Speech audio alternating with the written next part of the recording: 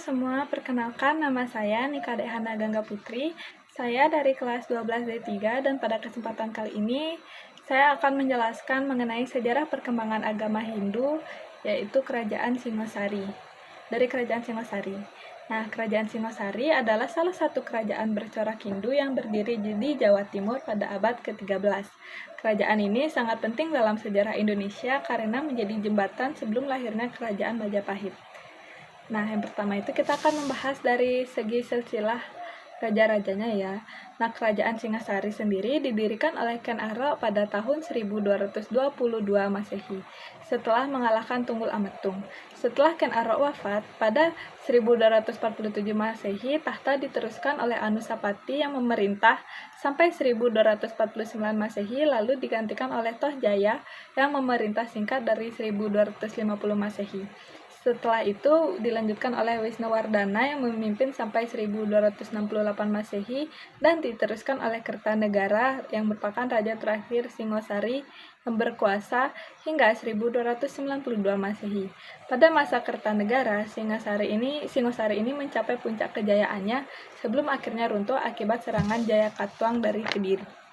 Selanjutnya kita akan membahas peninggalan sejarahnya. Itu tuh ada 5. Yang pertama ada Candi Jago, ini tuh tempat pedarman Raja Wisnuwardana.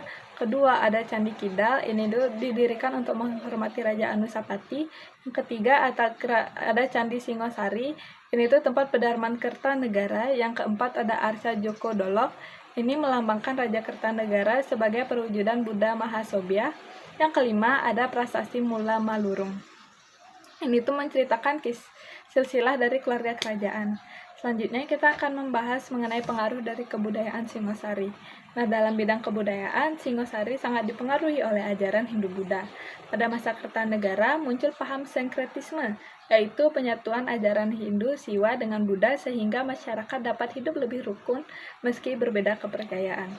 Nah, selain itu juga berkembang seni arca, patung, ukiran, serta seni bangunan candi. Bahasa Sanskerta juga digunakan dalam prasasti untuk menunjukkan pengaruh kuat dari India. Nah, sistem pemerintahannya sendiri itu juga bercorak Hindu dengan para raja sebagai pusat kekuasaan sekaligus dianggap sebagai penjelmaan dewa. Setelah itu kita lanjut ke orang yang berjasa. Penyebaran agama Hindu di Kerajaan Singosari itu tidak lepas dari peran Brahmana dan pendeta Hindu yang datang dari India maupun menetap di Nusantara. Nah, mereka ini menyebarkan ajaran Hindu melalui upacara, pembangunan candi, serta pendidikan agama. Selain itu, para raja-raja, terutama Ken Arok dan Kertanegara, berperan besar dalam mendukung perkembangan agama Hindu dengan membangun candi-candi pemujaan. Nah, selanjutnya itu adalah raja termasyhur yang mencapai puncak keemasan dari kerajaan tersebut. Nah, itu udah jelas merupakan Kertanegara.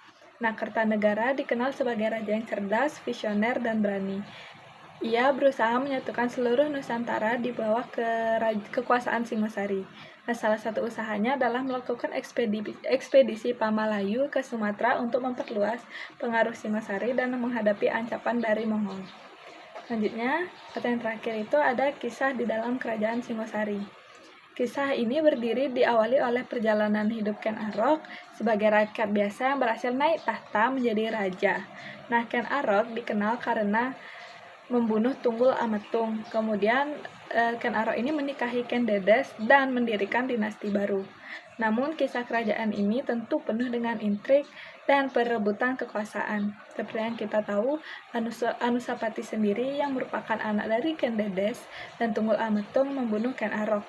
Lalu Anusapati dibunuh oleh Panji Tohjaya. Setelah itu kekuasaan berpindah ke Wisnuwardana dan akhirnya ke Kertanegara. Di bawah Kertanegara ini Singosari mencapai kejayaan. Akan tetapi pada tahun 1929 Kertanegara diserang oleh Jayakatwang dari Kediri sehingga Singosari menjadi runtuh.